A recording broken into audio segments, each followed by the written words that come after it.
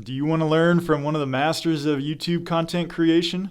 If so, I got a special guest for you here today. It's Malcolm Lawson. He's been creating videos on YouTube for 6, 7, 8 years. He's got hundreds of thousands of subscribers across different channels, and he has pioneered the space of client attraction for real estate agents. And without further ado, let's talk to Malcolm. Here we Well, go. Luke, thanks so much for having me, man. I love talking social media and content creation. Should be a fun conversation. Yeah, absolutely. And I know that you are an absolute wealth of knowledge, a ton of experience in this. Why don't you tell us all like kind of how you got started, content creation? I mean, I know you've been blogging and vlogging for a long time. Yeah, so I've been creating YouTube videos and websites and articles for over a decade at this point. My very first YouTube channel is called, well, one of my first YouTube channels, it's called Survival Know-Hows, an outdoor camping and preparation YouTube channel. It's just under 200,000 subscribers at this point. And that's really where I learned how to create YouTube videos, is this outdoor camping channel that I had. And I have lots of videos, well over 1 million views, some with 2 million views on it. And I was, I consider myself a YouTuber. Like I was making up to 10 grand a month off of that YouTube channel.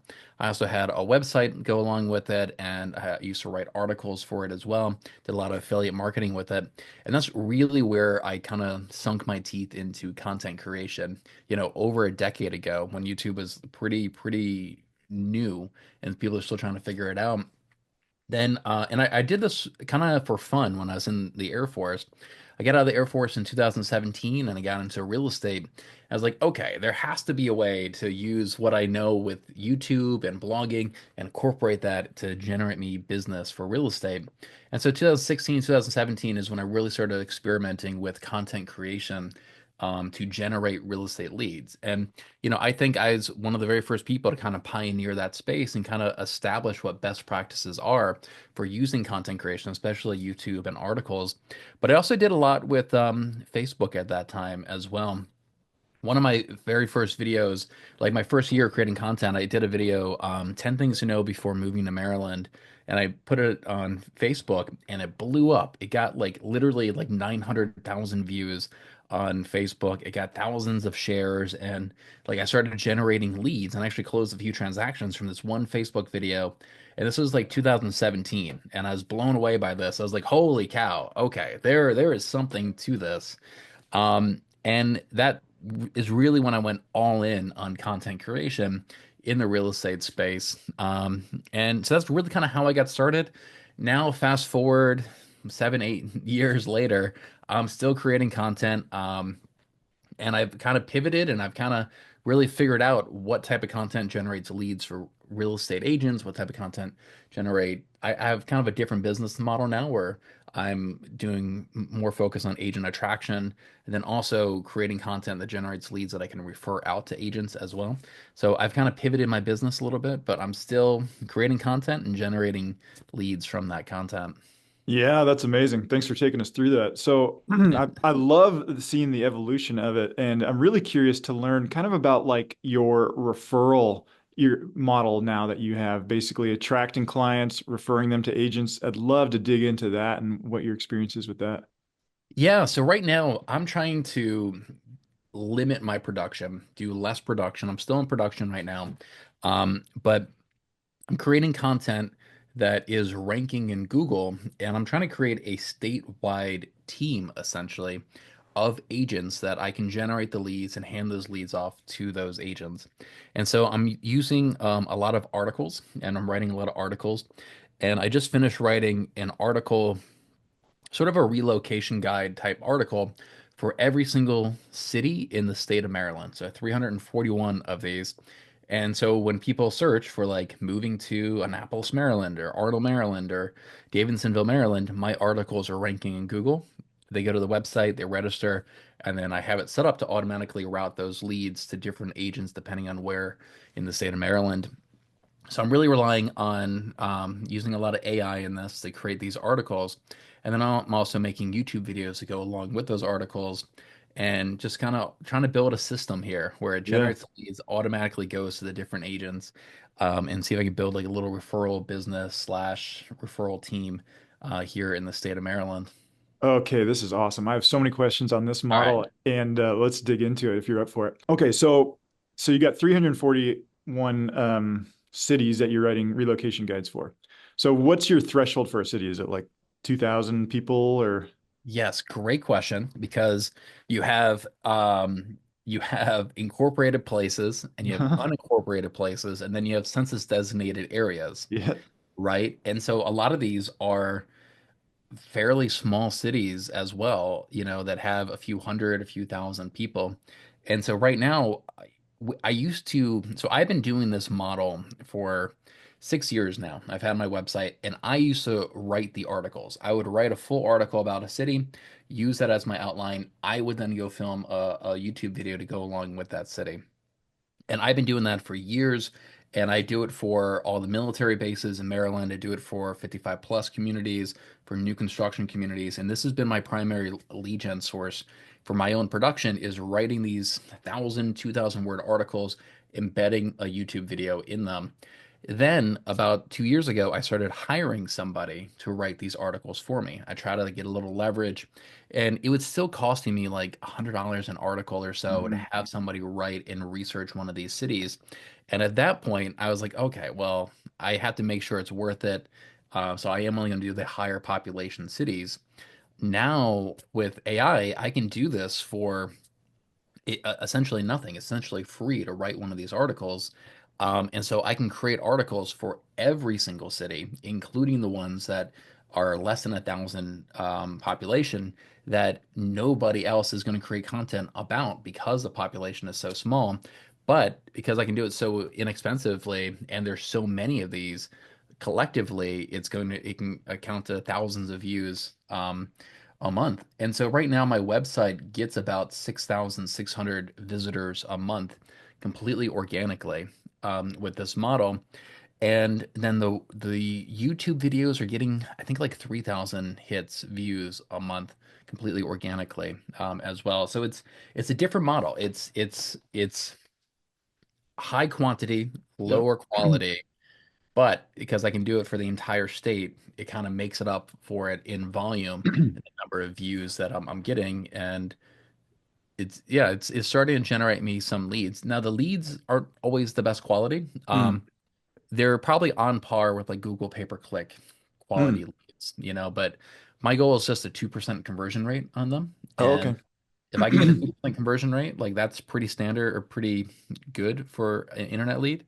Like I'd be pretty happy with that kind of lead. And every now and then I'll get a hotter lead that does register and does say, hey, this is what I'm specifically looking for. But a Uh-huh. lot of them are these lower quality leads that I'm generating from that.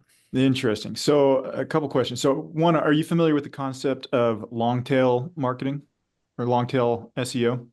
Um, yeah, like very specific Or the op, communities. yeah, very specific, yeah, very niche, but instead of going for like living in Baltimore, Maryland, it's like living in unincorporated area with population 500 that has no competition. But when you like aggregate the tail, like on the first third is all the competition from the high target stuff like living in Baltimore. But then the long tail is all these like super obscure searches. But when you aggregate them all together, they make up a full third of the total searches. So it's like, which is exactly what you're doing. It's brilliant.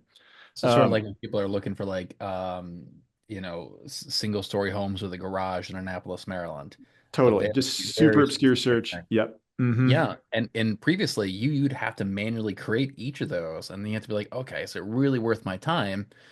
With AI, you just copy and paste it. And what's cool is that you can figure out that prompt to give AI one time, and then you can give it to ChatGPT, and you can save it as a custom GPT. And I've done this for my article. So all I need to do is enter in the city name and it's already got the prompt in there and it pops out the article just for me entering the one city name. And I can kind of go through and do this for all the cities.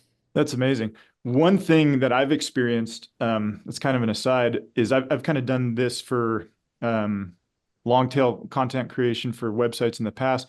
And one thing that actually was really successful was doing really SEO specific image titles. And that a Hmm. lot of people came through image searches. So if you're not optimizing already for image searches, definitely do that. But I imagine you already are.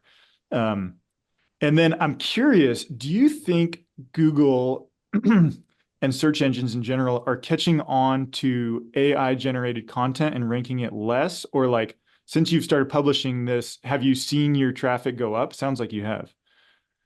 So yes and no. Probably. They they probably can easily tell that this is an AI generated. And if they had other content that was equally valuable, but not AI generated, they didn't think it was, they probably would rank that higher. But if you go after these really smaller cities, there's no competition. There is nobody else writing articles Totally. about a lot of these smaller places. So it does make it a little bit more feasible right now. And that this is the tricky part. Like we are beholden to the Google algorithm. We don't really know what they're going to do a year from now, 3 years from now. Could they really start cracking down on AI generated content? Easily they could. And they're flooded with AI content right now. And a lot of it is very low quality as well. Um, and that's why I like incorporating the videos in them as well. I feel like that increases the quality of the experience for the user a little bit. Yeah. So are you making like quote unquote hand making each of the videos for all of these cities? No, so I'm using AI to make the videos. Yeah. And then I'm using a program called HeyGen, which makes the video. And then I have my virtual assistant who is actually, I gave her that avatar and she's taking those videos and then editing them a little bit and then putting them up, embedding them into the articles as well. Oh, cool. Okay. And so since you started publishing these, you're starting to see traffic coming through, obviously.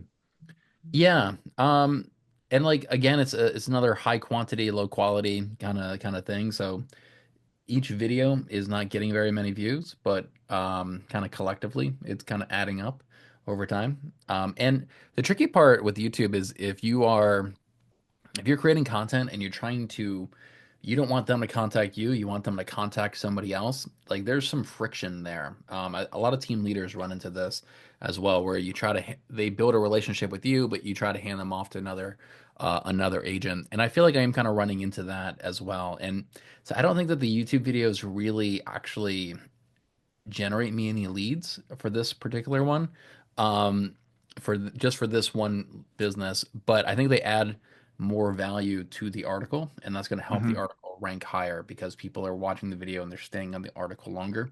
The Google algorithm, one of the metrics they look at is how long somebody's on that page for. Yep. And so if they go to the page, they watch a 5 minute video, Google just sees that they went to your page and stayed on that page for 5 minutes. So I feel like I'm making the AI content really just to make the videos just provide more value to the consumer. Yeah. So with that, say a 2% conversion rate, do you think, because you're basically saying it's equivalent to Google CPC, or PPC, um, CPC, sorry. Click, Um, cost per click, yeah. yeah. um, do you think like if you were the one picking up the phone, so to speak, there's that much more like people have rapport built with you with these videos, or yeah, what's your thoughts on that? Yeah, absolutely. And I think a lot of team leaders run into this issue that if you're the one making the content, you're building that relationship. People want to talk to you, Yep. and when they reach out to you, be like, "Oh, actually, like, I don't really want to work with you. Can you go talk to, work with my agent Hmm. in that area?" Or I don't actually live there. I don't really know. Yep. There's always friction, and I feel like your conversion rate is going to go down at that point. Hmm. And so for a lot of team leaders who are creating content, I often tell them like incorporate your team members, at least Totally. have them in the video sometimes so people are familiar with them. Ideally, your team members are the ones actually creating the content if they're good on video and like building that relationship because there is friction with that when you try to hand these leads off to somebody else. Yeah. Yeah. And you're handing, sorry, go for it. And so, real quick, there's ways around that. Katie Day down in Austin, Texas, what she does is she says, "Yeah, great, let's hop on a video call. I'm gonna hop connect you with one of my team members," and she schedules a three-way video call with Hmm. her team member, and then the lead, and then her team member takes the charge of that conversation, and Katie just kind of leaves her camera on and kind of does some work on her computer while the team member talks to the agent. And I love that. I think that's a great way to kind of hand leads off to a team member like that when you're the one actually creating the content and building that relationship, though. Yeah, absolutely. So that leads me to another question. do you have individual relationships with agents in every like quote unquote district of the state that you want to send leads to? Not really. I have four agents right now. And so I market myself. I have a marketing group and I market myself as a team. And these are like four good agents that I know will actually convert the leads that I send them. And so, there's different types, lots of different types of teams out there. And I don't really want to invest my time creating like a standard team where Mhm. I'm taking a high percentage and they expect me to mentor them and coach them and give them a lot of my time. I don't want that. I don't want to give them a lot of my time, to be honest. I want people that are already crushing it and like, hey, let me just generate leads and I'll give you the leads. You give me a percentage of that commission. Your other commissions I don't care about. Like, I just need somebody to convert these leads. And so this is sort of a referral team model, I guess you would call it. But for me, in my business, I like this model way better than taking on a new agent and trying to mentor them or managing 10 agents and trying to constantly be putting out fires or any of these other different structures. I don't really doesn't really cater to like my strengths and weaknesses. And so I like this just like referral team where I have these rock stars and I just give them leads, and if they can convert them, great. If not, I'll find somebody else to Sure. replace them with. Yeah, sure. Question within that. So those four, are they all within Real Broker, your brokerage, or are they in other Yeah, they're brokerages? all in Real Broker. Because I think like and that's the beauty of about Real Broker is that we have one broker for the entire state, one designated broker that we all put down. Of course, we have other like managing brokers, but um and that makes it easier for me to feature them on my website. If I Mm, were to put them on my website, but they're with a different brokerage, I don't think that's actually allowed. I don't think you're supposed to be doing that. Um, so I can have everybody on my website. We're all at the same company. It just kind of makes that a little bit more seamless. Kind of avoids any conflict there. So yeah, I keep everybody, keep them all within real. Most of them are in my downline as well. hmm. Yeah, cool. So, yeah, so when you produced all these content, all the articles, videos, did you just publish them all at once, or did you kind of drip them out? What's been your strategy there? Yeah, I don't do them all at once. I mean, I've been writing articles like this for about 5 years now. Um, and even with the AI stuff, I try to do no more than a few a day. You definitely want to spread it out. And it's just because of Google. If they see like, wow, this site suddenly published 100 articles, they're gonna see like, okay, and it's all AI content. It's probably all called garbage. So you have to kind of be careful with that. And we don't really know what their algorithm right now how they're interpreting this, but I would imagine that they're very cautious about this AI generated content. So definitely you don't want to overwhelm them with too much content. Yeah. And so based on like your initial hypothesis of creating the AI articles and videos and with your experience thus far, like what wisdom have you gleaned? How do you like lessons learned? Like kind of what's the next step in the content production? Um, I mean, I'm always looking for new chat bots, language learning models. Right now, I'm really using Perplexity. I moved from ChatGPT to Perplexity, and I feel like the links are just more accurate. Mm, One of the challenges with ChatGPT is that it'll give you links in the article, but like, man, like half of them are just wrong. The links are just inaccurate. And Perplexity, they're not all accurate either, but they're just more accurate than ChatGPT. And now we have like Gemini from Google, we have Grok from X, and so I'm always experimenting and kind of trying out these new tools. ChatGPT, I don't know if you've seen the Sora that they have, which is their video generator. I think we're finally at that point where we can get good B-roll footage from ChatGPT Sora to use in our content. Like I'm from Annapolis, Maryland, and I typed it in there, like give me B-roll of a couple walking down the street of Annapolis, Maryland, and it was like photorealistic video of these couples walking down the street in Annapolis, Maryland. So I'm always like trying out these latest and greatest tools and really kind of seeing what's out there right now. And I think those are kind of there's five big ones. ChatGPT, Perplexity, Claude AI, which I like that sometimes. Um, Gemini from Google, and then Grok from X. And they all kind of have different strengths and different weaknesses for them. Yeah, what's your take on Grok? You think it's got potential to be pretty good? Um, I mean, I've heard somebody say before, like you should never bet against Elon. Yeah, totally. And yeah, I think it's catching up. I think that may be the youngest one out of all of them. Um, I think it's pretty interesting. Like they have done a lot of really cool pioneering stuff with AI. I think they have the most advanced real world AI in the entire world. And so if they can use some of the systems or some of that data from that and incorporate it into their language learning model, like I think it's got potential. Right now, I don't think it's as good as the other ones, but Mhm. I think it's got potential. Claude AI is another really good one. What that one in particular is good at is creating programs and writing software. And so, for example, on my website, I have a fee calculator for Real Broker where you enter in your number of transactions and it'll calculate all the fees that you'd pay into the company. And just I created that in Claude AI just through text prompts like, hey, do this, do this, do this. And it wrote it all in JavaScript and I could copy and paste that into my website. And so like ChatGPT's, I tried it in there, it wasn't very good. I tried it in Perplexity, it wasn't very good. So Claude AI is the best one for creating programs.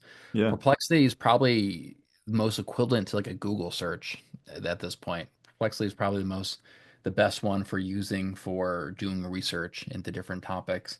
ChatGPT is cool though because you can create these saved custom GPTs with a prompt in there, and then you can save it, and then you can just enter in, city name or whatever, and it's already got the prompt saved in there. So they all kind of have pros and cons and their strengths and weaknesses. Yeah, totally. Okay, awesome. Yeah, thanks for taking me through that whole production model.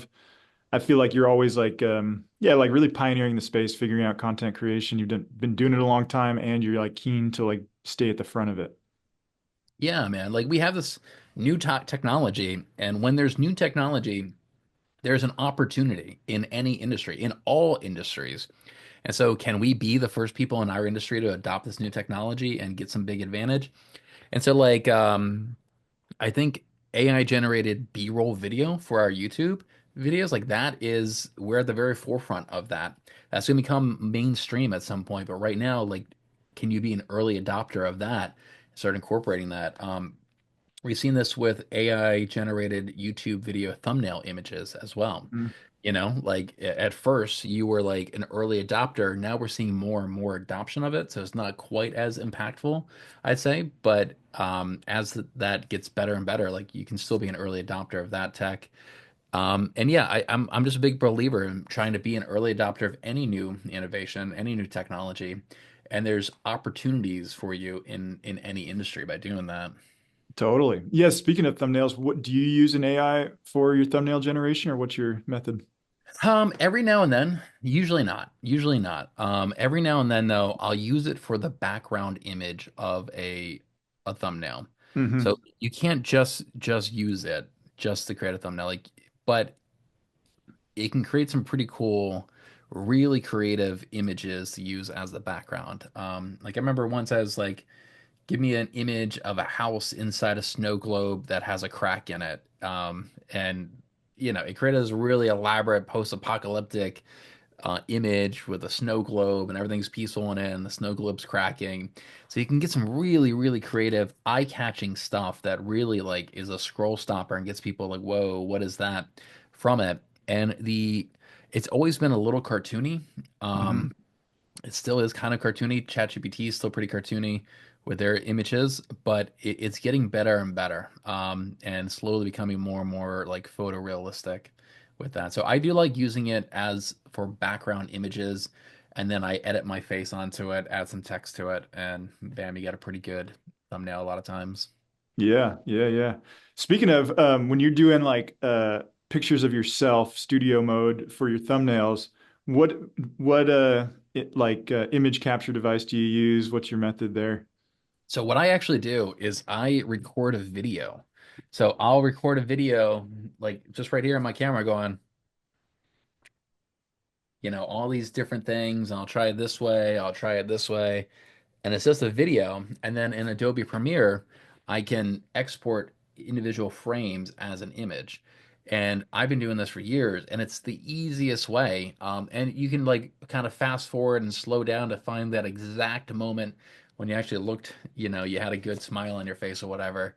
And I'll do that, every now and then, maybe like once a year I'll do that, and then I can export like 20 different frames of me in these different positions. And I like it just because you can really kind of like fine tune, you know, here to here, like what you can just kind of fine tune exactly where in the video you want to take that frame from. Nice. Okay. And do you use like OBS? What image like recording do Adobe you use? Adobe Premiere. Okay. So I record as a video, and then in Adobe Premiere you can upload the video and then export individual frames Oh, from. okay. Well, I guess I'm asking like what do you use to record the video? What program?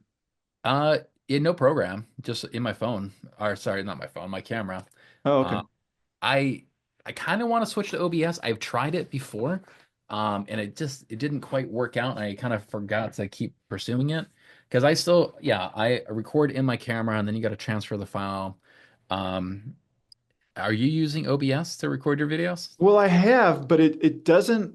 So I have this camera that uses like another software for like adding like Bokeh and Zoom called Opal Composer, and OBS doesn't work with that. So I'm trying to figure out like what should I use to record just raw video for thumbnails like that. Right. Yeah. I mean I've played around with OBS. The audio wasn't syncing right with the video. That was my Hmm. issue. And I think I found a way to fix it and I just never did. Sure. This method still works. But I would like to it would save me a good bit of time if I could record videos directly to my computer. And also I feel like the maybe like the codec isn't as good. Like the quality of the video is degraded a little bit when I filmed it in OBS versus filming it in my camera and then uploading it to my computer. I see. And what camera do you use again? I've got the Sony A7 III. Hmm. And so I bought this in 2019. So it's 5 years old, 6 years old now. Even this lens, 6 years old. And I think it works perfectly fine. Totally. And it's got an autofocus lens. Like what lens do you use? Yeah, whatever the kit lens was with it. Um, yeah, it's got a mode where it'll find your face and then focus on the face. Yeah, I'm perfectly happy with this camera. I'm not a big tech nerd. I don't really like geek out on a lot of stuff. Like it works, it's good enough. Let me move on to the next, problem I got to figure out. That's it. I think you have the right gear. You do it once, you're set up, and then you're good to go. I'll tell you, one of my best investments of time was actually creating this little studio right here. Because like this is where I film all my YouTube videos. So just kind of zoom in like that, frame it, and then I can film my YouTube videos. But I can also do live streams like this, and I can have video calls like this. So I get all these uses. Like I use this YouTube studio daily.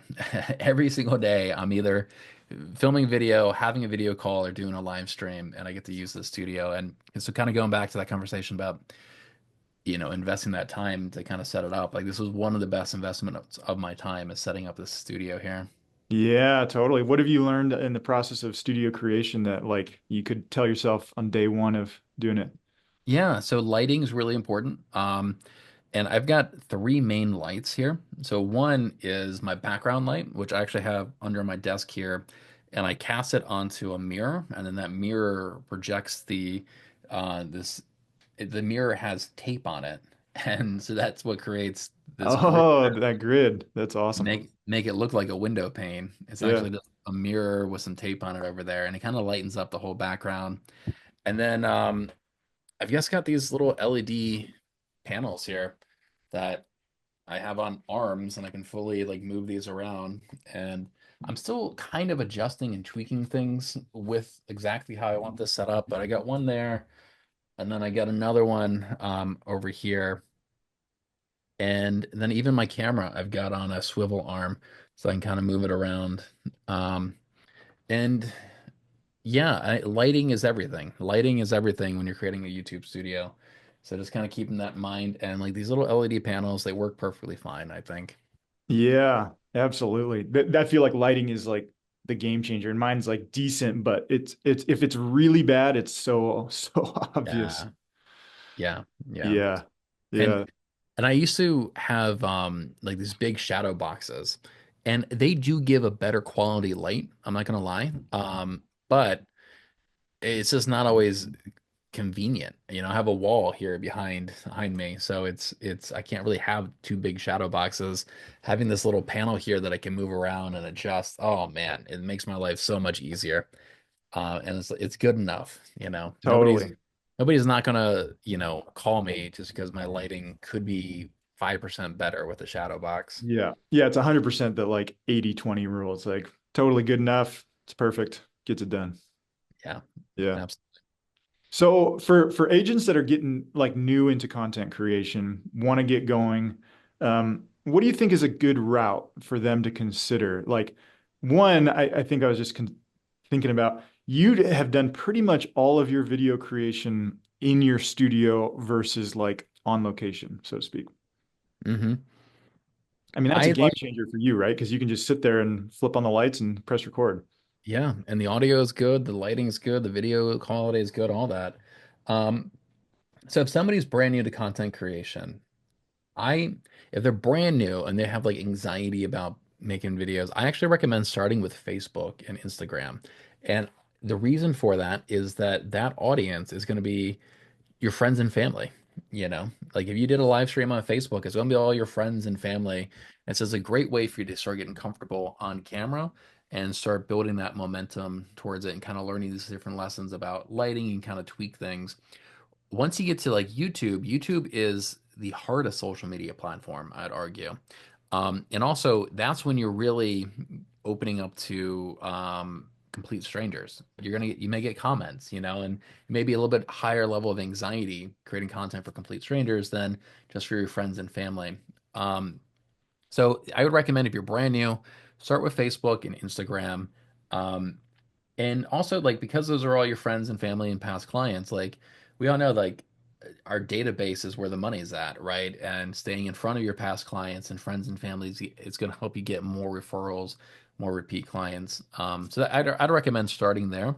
And YouTube, I think, is the hardest one, but they say that the harder something is to do, the less competition you have. So I think YouTube's also the biggest opportunity for people to generate leads as well. But if you're brand new, you know, um, start slow and look at it as you're building momentum, you're getting experience, and maybe just do vertical content on Instagram and Facebook for the first 3 months, and then kind of slowly build up momentum to focus on YouTube. Yeah, yeah, absolutely. What do you think are like the three or like some of the biggest mistakes to avoid when getting started? Yeah, I'd say poor audio is a big mistake, and this is partially why I like filming indoors. When you're filming outdoors, if you don't have the right equipment, you're going to get wind noise, you're going to get airplanes, you're going to get traffic noise, and people will forgive bad lighting. They won't forgive bad audio. You have bad Hmm. audio, they're going to turn the video off. Um, Another mistake is just not getting to the content quick enough. If you're creating content and you're like, hey, everybody, my name is Malcolm Lawson. I'm a real estate agent. If you want to buy, sell, or invest, call me, email me, text message me, follow me on Instagram, follow me on social, sign up for my email list, go to my website, blah, blah, blah, blah, blah. All right, now let's get to the content. Agents literally do that. And what happens is people back out of the video immediately. We don't have long enough attention spans to sit through 2 minutes worth of you talking about yourself.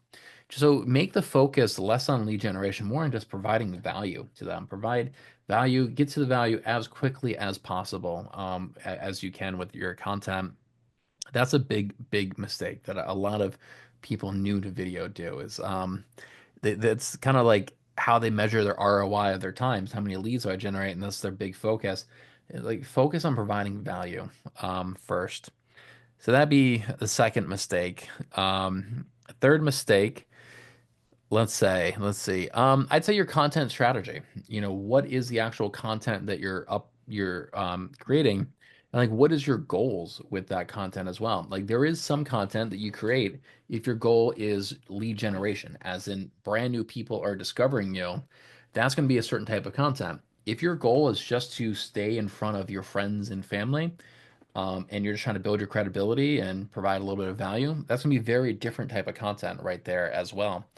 And kind of understanding that, I think, is pretty important. And a lot of people don't understand that. So, for example, if you're creating general buyer agent advice and listing agent advice kind of stuff, like, hey, how to get your house ready to sell and why you need a mortgage lender, what's the different types of lenders that are out there. That type of content on YouTube is going to get views from people all across the country that are not in your market and are not going to buy a home with you because they could be in Nevada, Nebraska, Colorado, Illinois. They're not in your market. So if you're on YouTube and you want to generate leads, you need to create content for people that are looking to buy homes in your specific market. Now, if you're creating content on Instagram and Facebook and you already have an audience and your goal is just to stay in front of that audience, provide value and build your credibility and remind them that you're a real estate agent, then that type of content would be perfectly fine, because you already have an audience and you're just trying to provide value to them. So kind of understanding this, I think is pretty important. And I just see a lot of agents not really grasping that concept and creating the wrong type of content that's not in alignment with what their goals actually are.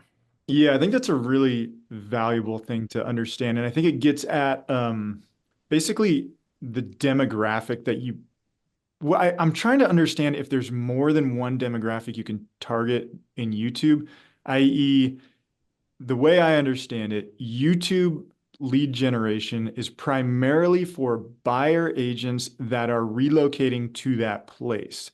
And I'm curious if how many leads you've gotten of, say, somebody who owns a starter home and is looking to buy a second home, move up homes, but stay in that same locale. Have you experienced getting many leads through YouTube that way? No, usually not. Usually it's people that are researching the area. Yeah. And if they already live there, they don't really need to research what's the best city to live in this area. Most people are like, okay, well, I'm working here, let's say at Fort Meade, and I'm okay with an hour commute, and there's like 7 cities I could choose to live with. Which one should I be moving to? And they're researching those cities, and that's how they find you. If they already live there, they're not really researching the cities as much. So a lot of them are out of state buyers, and I'm okay with that. I actually love that niche because I can do video tours of properties rather than show them the property in person.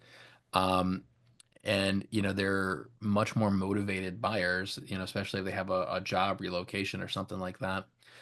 Um, but the only exception to that is that I will make content about like 55 plus communities, Yeah. and now you're getting moved down buyers. And 55 plus is a great niche. They're mostly cash buyers, and most of them have a home that they need to sell. So it's Mm. very easy to get repeat or get 2 deals out of a 55 plus community buyer. Yeah. So for somebody, so to hone in on it, basically the demographic is anybody moving to the locale, more or less, unless they're moved down buyers 55 plus, because it's somebody basically who has to do research about a topic in the city, which is often relocation or 55 plus or new construction. Um, and then so basically getting started is like kind of mastering those niches, mastering 55 plus, mastering the new construction, mastering the basics of being a tour guide of the city. Is that kind of what I'm hearing from you? Yeah, I mean, put yourself in their shoes and like what type of information would you want to know? And really like it's pretty well established like what videos work, right? It's going to be pros and cons of, moving to blank city or blank community, 10 things to know before moving to blank, the true cost of living in blank city or community versus other blank city or community. Like those types of videos work very well for lead generation. And you can make those about cities or about neighborhoods or about states, even if you wanted to. Yeah. And with the understanding of targeting the buyer demographic, how have you seen this change in the industry as far as the NAR settlement and like the future of buyer agency? Do you think like the monetization of that, so to speak, will drop off as time goes on? No, I don't think so, man. I've seen several agents that are charging more and actually getting paid more as buyer agents now with this NAR settlement. Because now you get to set, your price and you can, and what's interesting is like, your commission doesn't have to be paid fully by the seller. It can actually part of it can get paid by your lender as well, or essentially roll it into their loan. And so you could say, look, man, I'm only working for 2.5, only working for 2.75 or 2 or 3%. And this is going to be wrapped into your closing costs. Some of your closing costs you may have to pay out of pocket. Some of it we maybe able to get the seller to contribute to it. Some of it your lender may be able to wrap into your loan. That's kind of how I have that conversation is that this is just part of the closing costs. This is what my fees are. And these are kind of the three ways we can get your closing costs paid is you, the seller, or the lender.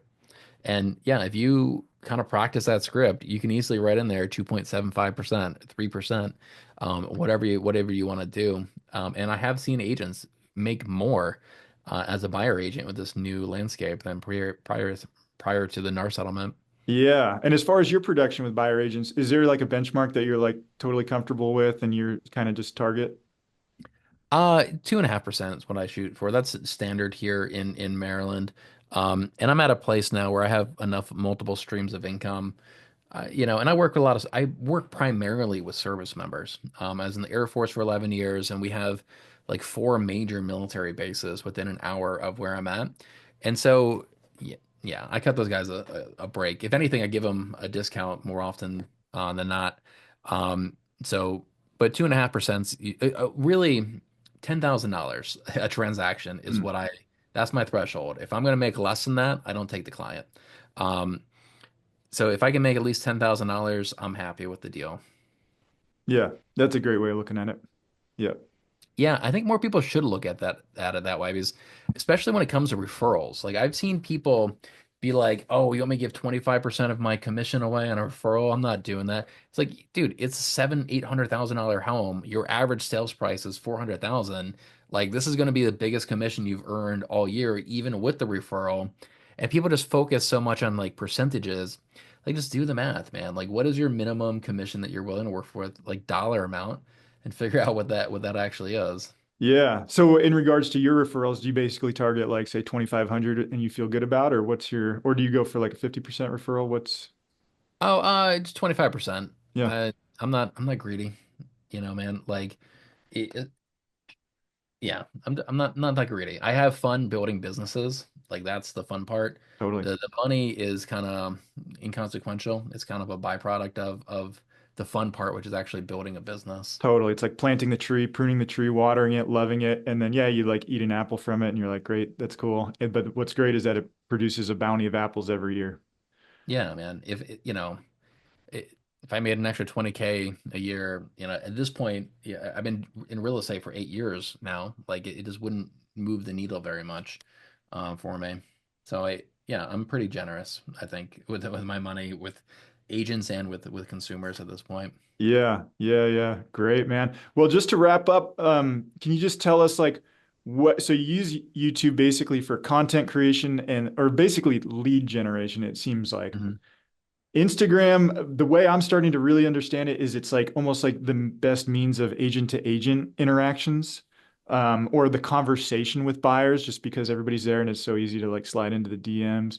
I haven't, I'm not, and I'm curious what you think of that. And then also just curious what your thoughts are on TikTok. Yeah, so I see Instagram and Facebook. If you really pay attention to them, they're almost like a closed circuit. When you're on that platform, you're not getting very many suggested posts to you. Most of the content you see is from people that you follow already. And I think it's about one out of every five posts is a suggested post, and it's usually something very viral, like a snowboarding video or a fail video, at least for me. And so it's very hard to actually grow an audience organically on Instagram. And a lot of the people who have big audiences on Instagram, they actually grew them somewhere else. They got discovered somewhere else. So like Sharon Srivatsa is the president of Real Broker. He's really into content creation. He's got hundreds of thousands of followers on Instagram, and he puts out content on Instagram. He's very active on there. But I'm willing to bet that the majority of his people that follow him, they find him somewhere else. They discover him. And what he does is he does like 40 to 50 speaking gigs a year. He's constantly on the road speaking to hundreds of people at these conferences. Like I bet you that is his number one source of followers on Instagram. And then he goes on big podcasts, and I bet you that's probably his number two source of followers on Instagram. And it probably has other ones, and it's not actually the Instagram content that is building that audience. And so I look at this and I see Instagram as middle of funnel. It is not a way to build and get discovered and grow an audience. It's a way for you to get discovered somewhere else and then people to follow you on Instagram. And I think when you look at it that way, the type of content that you want to create is very different, right? It's just something to provide value and stay in front of them and keep that relationship going with them. I willing to bet that my biggest source of followers on Instagram is probably YouTube. People discover me on YouTube and then they follow me on Instagram. And I'm okay with that. What's interesting about YouTube is the only social media platform that doesn't have a direct messaging feature. So Mm, people can't send me a DM versus Instagram. So I'll have people find me on YouTube, follow me on Instagram, and then DM me on Instagram. Like that's kind of how that sales funnel works there. And so for me, I'm not really too focused on Instagram this year. I'm going to keep uploading. I want to upload at least once or twice, maybe three times a week. I'm not going to put that much effort into it. It's just something to stay in front of an audience and is more brand building and providing a little bit more value. For me, I think YouTube and these other platforms, even blogging, is way better at getting discovered by a new audience than totally. Instagram. It's just hard to get discovered on Facebook or Instagram because it's a closed circuit versus like an open circuit like blogging and YouTube. And TikTok, I'm kind of indifferent. I don't really care about TikTok, to be honest, man. I know a lot of agents hype it up and they say, look how many views I got, but I've known so many people have had big followings on Instagram, or sorry, on TikTok, and they generate no leads from it. Like Yep. not, you know, Totally. I've Yeah. heard It's that like, over and over again, and it's like, okay, well, why? You know, I, I got other things that I could do that do generate me leads, like YouTube, and that's really where I'm put my time. So I'll put stuff on Instagram or TikTok as long as it's not a big time commitment for me, or if my VA can do it automatically for me. totally. Yeah. It seems like the ethos is based, or the principle is like create high quality content that's searchable. And where is it searchable? It's on Google and YouTube. And so that's videos and articles. And then Instagram is basically like a business card where it's like, hey, Yeah. what's your handle? Here's the best way to get in touch. And you're almost just posting on Instagram as a means of staying active on the platform, just so that if somebody comes to your Instagram, they know they can get in touch and you're active. But it's like, it's just like showing up and saying hi. Not much more. I mean, I think it also does build rapport because you can get an insight into somebody's life and you can see Hmm. your family, see like what you do as your hobbies and see that you're not just like pure business. Um, Can yeah. I show you my content strategy for Instagram Yeah. for this year? Because I've been struggling with this a lot myself, with what kind of content to put on Instagram, how much time should I actually focus on it? And like you said, it is just a business card. And I would rather somebody follow me on Instagram rather than me giving them the business card. Totally acknowledge that. But one thing that I'm doing is one of these methods that works really well is creating a Instagram reel that is just a video, a picture of you, and then there's some like text on it, right? And you'll see Mm. Alex Hermosi do this. You see Sharon. It's just a picture of you and then some text. And I kind of ran out of all the pictures that I had. I used them all. So this is actually an AI generated image of me. Oh, That's not okay. that's not even a photo of me. And I created a bunch of these AI generated images of me just to use to do this, and then have a motivational quote on it. And you'll see Alex Hermosi do this a lot, as well.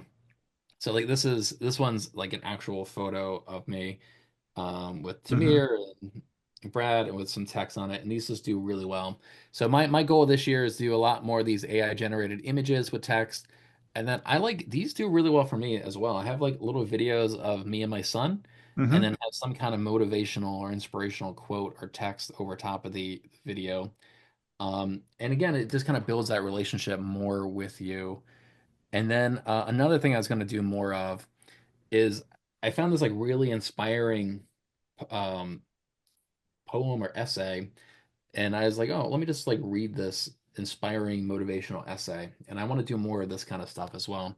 So it's deeper into who I am. You get to see me on a personal level, but it's also not going to be a huge time commitment to create this type of content.